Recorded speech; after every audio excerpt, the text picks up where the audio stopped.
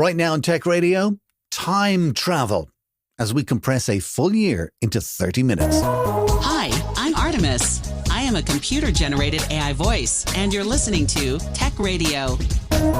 Every week online and on air with FIT.ie Radio, we bring you the latest in tech. A show brought to you in association with FIT.ie, the fast track into information technology apprenticeship program, which we'll tell you a little bit more about later. For now, you're welcome to episode 999.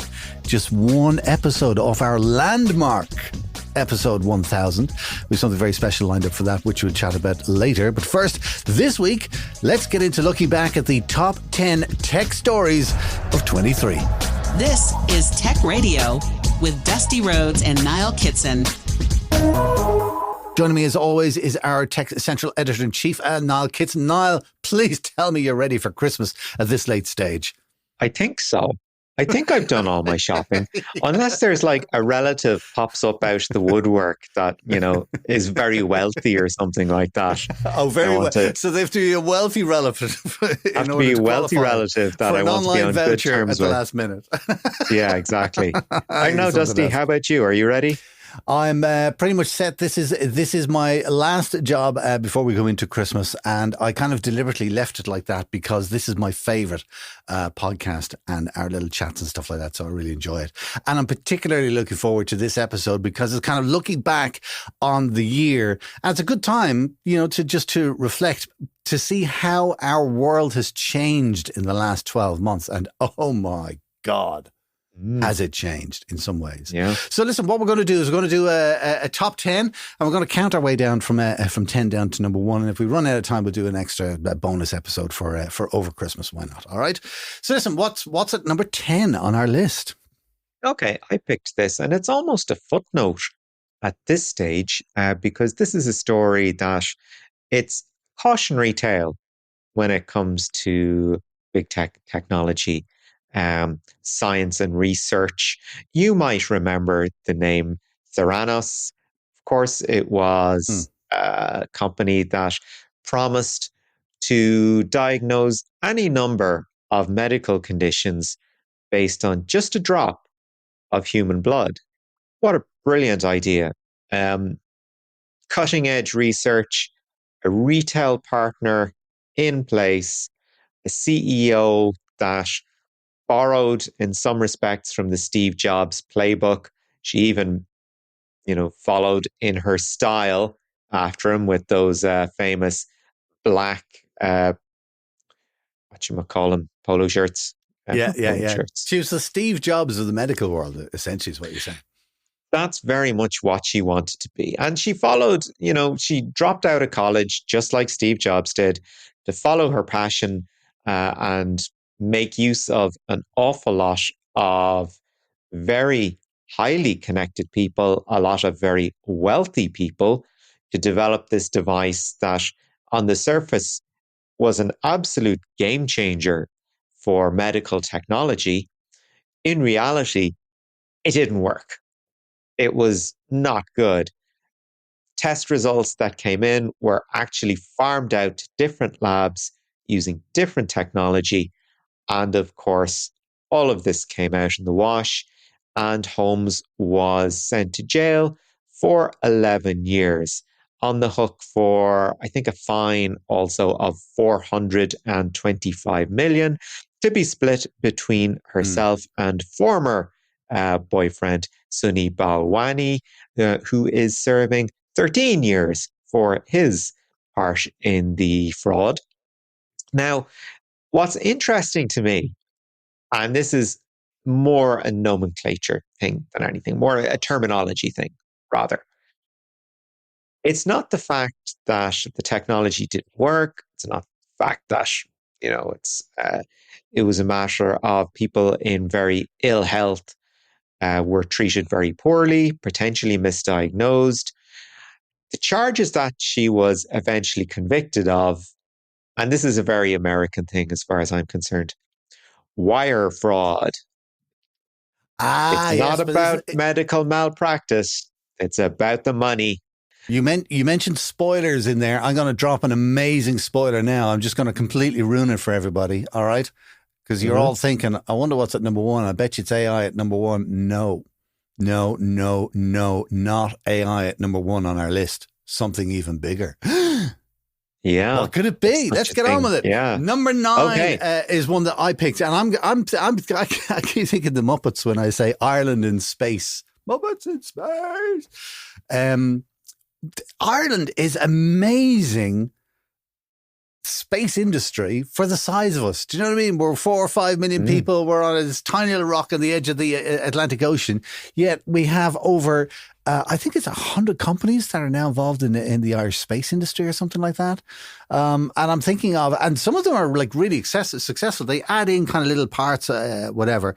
Railtra is one of the Irish companies who designed the cameras on the James Webb Telescope launch vehicle. So as it was taking, you know, the classic shot when the rocket is taking off and you can see the view from the camera, all right, of the different stages kind of breaking off and all that kind of as it begins its ascent into orbit. That was an Irish camera. RBG's be gob, would you look at it? That was us. I mean, I feel very proud about that, like, you know. Then, of course, we had the guys over at UCD, and there was AirSat, which they designed, and it was the size of a box, and all kinds of interesting experiments going on. That we did a whole show about that earlier in the year. And then, of course, we have Space Week. Space Week is one of your favorite weeks of the year, isn't it? Yeah, attached to Science Week. And something that we learned during Space Week was that giant dish that is lying just waiting to be used in Cork. Yes, because I had a note of that. Well, what was my favourite story of the year? And my favourite story of the year is definitely large space telescope found in Cork. And that's another podcast episode. Listen back. Found there quite a while ago. What's funny is that it's not doing anything at the moment. It's such a shame. This wonderful piece of infrastructure just waiting to be used. Yeah. And we know it's going to be part of something special when it is, whether it's communications directly to the moon or further to Mars, if there's anyone there. This is an absolutely fantastic piece of equipment, and hopefully we'll see it used in the very near future. Yeah, hopefully so. And actually, I think it'd be quite good as well for if we were part of a global network of telescopes looking out into space. Because our position on the edge of the continent is actually quite good, because we don't get as much radio interference or light interference and stuff like that, because we're out in the ocean a little bit. So anyways, yes, number 9, space for me. Number 8, I know, is a topic that's very close to your heart. Oh, I mean, we've joked about GDPR fines before, and how GDPR fines can be a legitimate revenue stream for the state. And you know what? 2023 is the year that proved it. You know, if you want to know where the extra money for, we'll say, the fuel allowance or more Gardaí on the street, we'll talk about that later. If you want to know what's funding these things, it's GDPR. Let's not sugarcoat it here. Let me ask you about this, all right? Because GDPR it's not an Irish thing. It's an EU thing. Yep. However, because Ireland has taken on the role of looking after GDPR, and the Information Commission is here, is it? What's the name of the office? Not quite. GDPR applies to companies based in specific countries. So because an awful lot of big tech has its European base in Ireland, we have to look after those countries.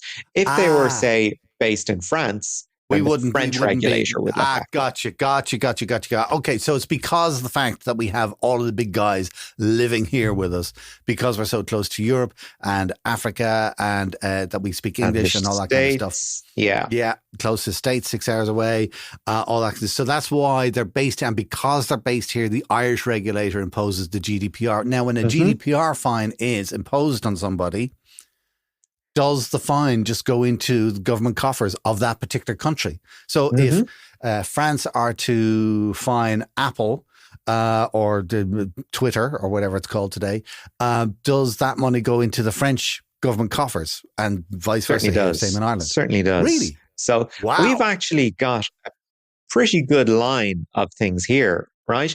So In total, in 23, Meta Platforms, which is Facebook, had multiple GDPR breaches, resulting in a fine of just over 1.5 billion euro. TikTok, also, not without blame, they had to fork out 345 million. Again, sort of a lot of this is to do with child protection and getting access to people's data, to young people's data.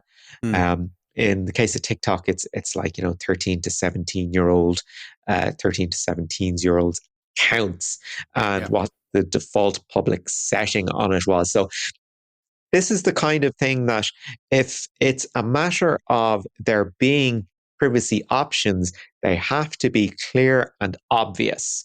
So you don't have to go digging around in the T's and C's or a separate menu to go, oh, right, okay, I give XYZ permissions to do over here, this thing over here. No, it has to be clear and it has to be obvious. So another Facebook related breach, WhatsApp got stung for 5.5 million.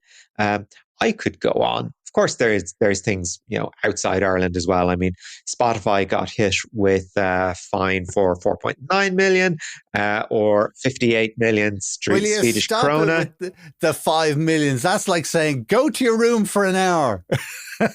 For those people, that's exactly 5 million. Should they drop that on a party? This is true. That's but not a fine. when it comes to money that could be better spent in the countries where these fines are levied, I think go for it. Yeah, all right. Okay, listen, let's move on. Number 7 on the list. Another one voted by your good self. And I, actually, we both had this particular gentleman in mind. And interesting that he is so far down the list, because I think this demonstrates quite a bit of fatigue when it comes to this gentleman. Yes. So number 7 on our list. Yeah. Mr. Musk. Mr. Musk, who overpaid for a little social network called Twitter, gutted it, got rid of, a lot of its engineers, removed its moderation team, reduced its overall headcount from, I think, 7,500 to 1,800 employees. Got rid of the public relations department. So if you want to talk to someone in Twitter about a story, if you want to talk to somebody X in a story, you can't. There's nobody there to talk to. You might get a receptionist, but that's pretty much it. So here's the thing, right? We have had another year of a lack of moderation on X. Mr. Musk claims to be a free speech absolutist, which we have discovered means that you can say anything so long as it doesn't offend me and I can say whatever I want. That's where we are. So the only revenue stream, the only reliable revenue stream at the moment is to pay for blue ticks, to pay to verify your own account. So it says you are what you are, which is $8 a month. It has raised, I think, $44 million. I don't think that's quite going to cover what was paid for it. It's not. It's very paid little. 45 billion or something like that. So 44 billion. This doesn't even cover the interest on that loan. No. So he has come out. Do you know what? In Ireland, I think we have a phrase for somebody who achieves what Elon Musk has. And I think that phrase is making an arse of it. He has certainly done that. Most recently, he has liked a post from far right, I'm going to say individual. Goodness, yeah. That whole thing. Advocating for a theory called the Great Replacement, which is basically all us white people are being replaced by ethnic minorities. It's terrible. Yeah, of course. And he recently, which is to say, very recently at the New York Times event called Deal Book in New York, basically said, F Asterisks. asterisk, advertisers. He's like, I refuse to be blackmailed. I'm going to say what I want. Well, actually, do you know what? The one thing that he did have a good point was, are you trying to blackmail the richest man in the world with money? Yeah. It's kind of like... Well, speaking vaguely of that, I mean, he did appoint a CEO, Linda Yaccarino, who has the worst job, the worst job in technology, basically trying to clean up after this guy and make Twitter profitable again. Not going to happen. So thank you, X. We hardly knew ye.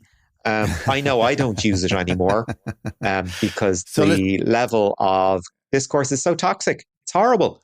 And the only people that get amplified are people who have played for their blue ticks, and you can be fairly sure they are not the most objective of people. Right, so a little Elon fatigue has him down at number 7. At number 6, let's go through this quickly because I want to get into number 5 is quite a big one. The Digital Markets and the Digital Services Act, they've kind of come into play this year, and that's why they're at number 6 on our top 10 stories of the year.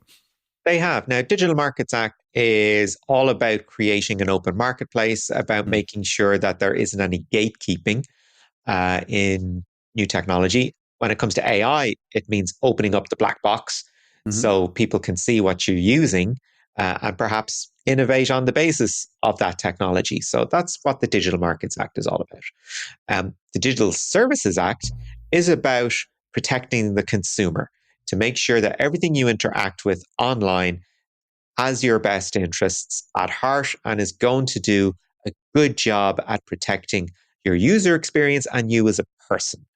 That means there has to be a big emphasis on moderation on social networks to make sure that whatever you log on to is not going to be harmful. Of course, big tech is having a problem with this because clearly they underinvest in moderation. There's this eternal thing of AI is going to solve everything. It has not. It probably will not. And it's worth pushing in there as a footnote that here is something that is there for us and it is not being lived up to or adhered to by companies that should be looking after us. Facebook. At number 5, I can't believe that another one that's quite down on the list. I would have thought they'd be up a little higher. Number 5, we have chosen as the top tech story of the year as Apple. And kind of, I mean, we talk a lot about Apple and we love Apple and we hate Apple at the same time. And when I say we, that's probably more me. But anyways, and I'm the bigger Apple user, I have to say, between the two of us. But they kind of like, there was a couple of things with Apple this year that I thought were really interesting and very momentous. Okay, so we're talking about the Digital Service and the Digital Markets Act. Apple actually succumbed to the EU and against their wishes have dumped the Lightning port in favor of the USB-C port because the EU told them to do so. Yeah. Wonderful example of the EU sticking up for consumers. And of course, there was the kicking and screaming and this is bad for innovation. Do you know what? Anytime something like this happens, big tech goes, it's going to be bad for innovation. Do you know what? Somebody small, somebody smart goes ahead and innovates anyway. So here's your choice. I mean, you bitch and moan or you actually do the work. And thankfully they are, because that is one of the things with tech. And even with all of this regulation and trying to find a common standard among this, there's still too many common standards, if you know what I mean.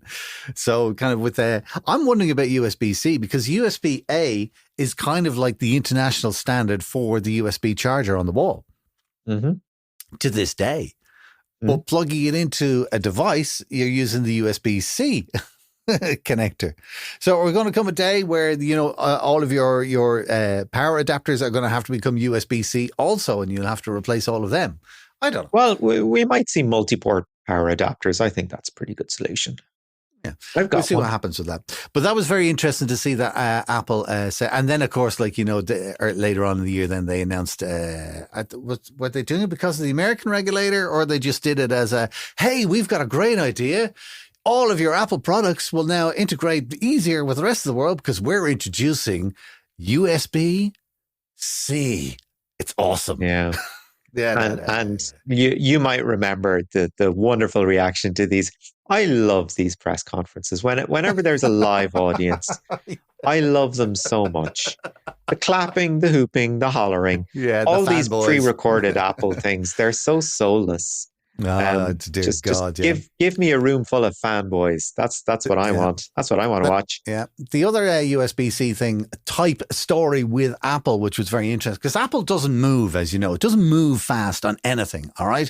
If a regulator is telling it to do something, it'll reject it and block it. No, it doesn't want to move. And then when new technology comes in, it doesn't really want to move. They're talking about innovation. My God, Apple are almost the least innovative company going, because what they do is they let everybody else innovate and then they refine. However, there's a thing called RCS, which stands for Rich Communication Services. So we're all used to iMessage and we're all used to WhatsApp on your phone, okay?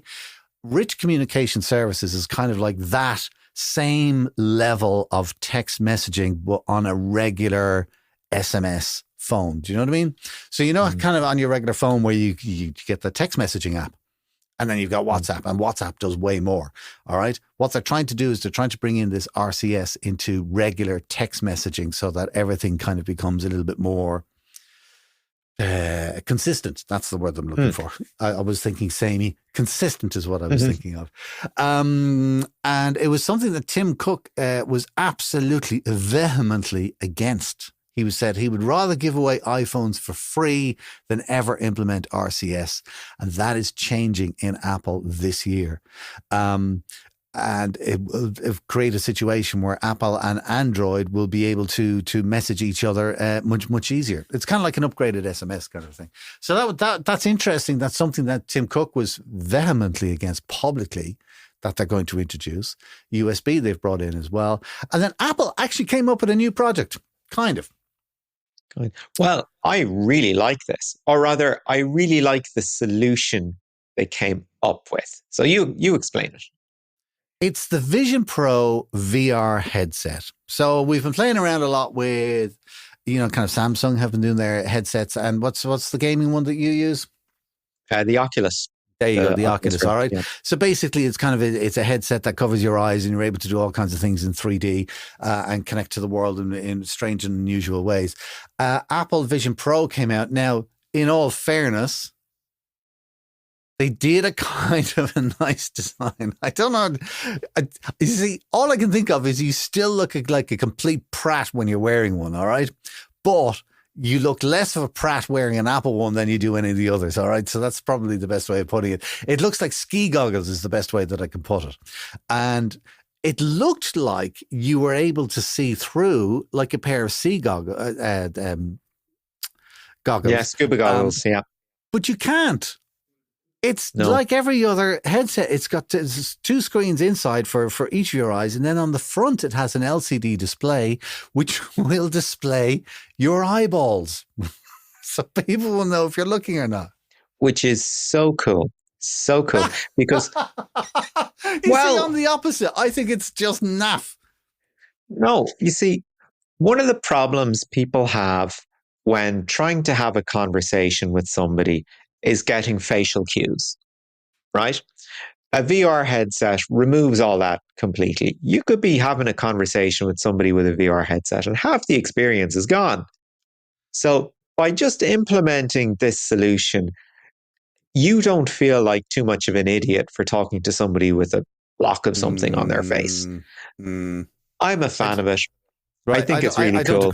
I don't agree because at the moment in modern society, in every single sitting room, in every single home in Ireland, we all sit down at night with our partners and there's a big screen on the wall and it's got moving pictures on it, and movies and TV. And whilst we're watching that, we're looking at a small screen in our hand.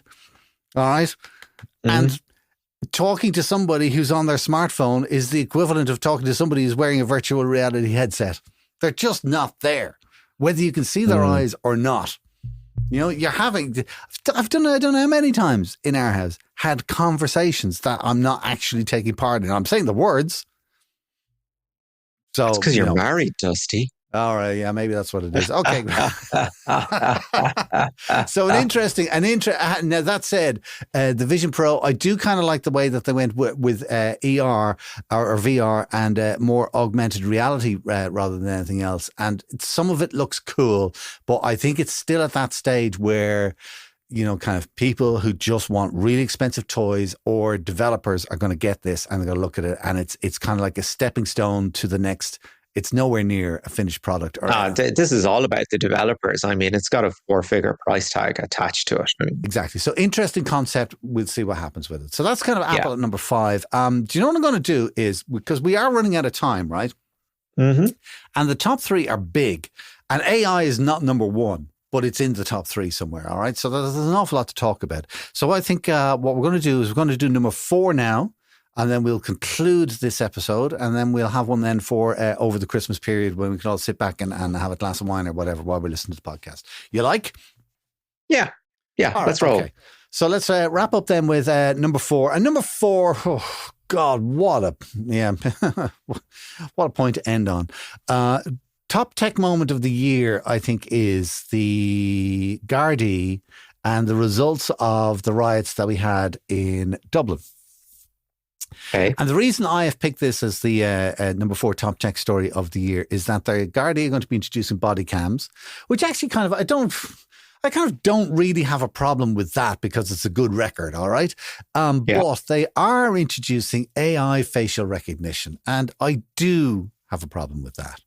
And essentially what it means is that the Gardaí will be able to access CCTV cameras. They'll have their own body cam footage. They'll have their whatever. I mean, there's cameras everywhere, all right? And they'll be able to use AI to go in there and to track anybody. Now, I know I can see by the look in your face, you're like, oh, but Dusty, they're criminals. They're bad people. No. Do you know what I mean? Yes, that obviously is the argument. And you kind of go, okay, grand. But if you can track bad people, you can also track anybody. And you can track the wrong person. Or you can track the wrong person. Yes, exactly. And we've had that problem. All right. We've had that problem with, kind of, it doesn't work as well with colored faces. All right. Correct. Which is terrible. Do you know what I mean? Yeah. Well, we know why that is. It's because the data set these AI are trained on are all Caucasian. Oh, it's got to. Well, look.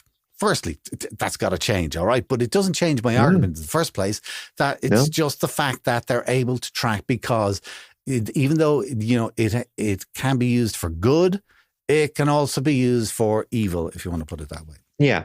And there's a couple of additions to the Gardaí, or rather the Garda toolkit. Public order units are getting tasers, perfectly reasonable. As you mentioned, they're getting new body cams, which are wonderful because it's a record for them, but also for us. Yes. The AI facial recognition. Now, on principle, if the training data was better, there is the argument that, okay, it's going to be more accurate.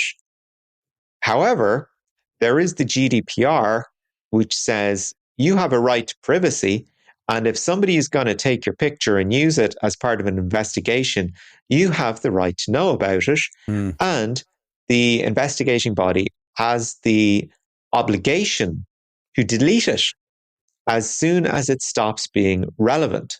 Yeah. So say if you are identified as somebody in a riot, and maybe you were just caught up. Maybe you just got caught up in the riot, which happens an awful lot. You have the right to have that footage taken of you deleted because it's no longer relevant.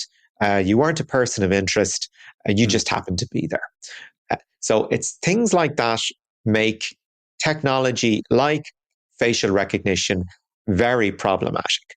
The whole, if you're not doing anything wrong, you shouldn't worry about it, is completely incorrect. Yeah. Listen, let me wrap up on this, all right, because we're out of time. With just something that makes me smile. We're having this conversation about body cams, street cameras, CCTV, AI facial recognition, and all that kind of stuff. Surveillance is a bad thing. I need to have my right to privacy entitled to blah, blah, blah. Then I go out at Christmas and I buy an Amazon Echo device with a microphone built into it and Blink cameras to monitor my entire house so that all of that video stream can go directly to the Amazon servers. It's like, are we nuts? I think we are. Well, answered your own question there. Yeah. Yeah. Thank you very much. All right, listen, what we do is we still have 3 cracking top tech stories of the year, and we're going to get to them in our next episode between Christmas and New Year. This is Tech Radio. That's it for Tech Radio 4. Now, we'll have that bonus episode for you, as I say, next week. And then the first week in January is going to be our 1000th episode. Niall, do you even remember the first one? Do you know what? I think I do. Do you really? I think I do. I remember where it happened. Yeah. The studio in Marion Row, wasn't it? That's it. Yeah. Now, and I remember the lead time I had was 20 minutes. And it was what's in the news, go into that room and talk about it. And I actually think, yes, it was. Some of the management shenanigans at Amazon at the time was what we were talking about. Oh my God. You were like an elephant. You're scary. There you go. You're scary. Like a human USB hard drive. Listen, our 1000th episode, we are going to be inviting some of our best panelists and guests from over the last 15 years to join us. It's going to be a tech feast, so do not miss it the first week in January. Our show this week was brought to you by FIT.ie. Irish companies are using it to grow their tech teams, build some greater diversity in the workplace, which in turn sparks fresh thinking and energy. Financially, the companies also avoid high recruitment agency fees, and there are state grants of up to $6,000 for each apprentice that you take on. If this is something that your company would like to do to free up some more experienced staff or maybe get fresh energy into your day-to-day tech team, do check out the Fastrack into Information Technology Apprenticeship Program at FIT.ie. That's it for our show for this week. Until next time, from myself and Niall, Merry Christmas, Happy New Year, talk to you soon. Tech Radio is produced by dustpod.io. From me, Artemis, goodbye.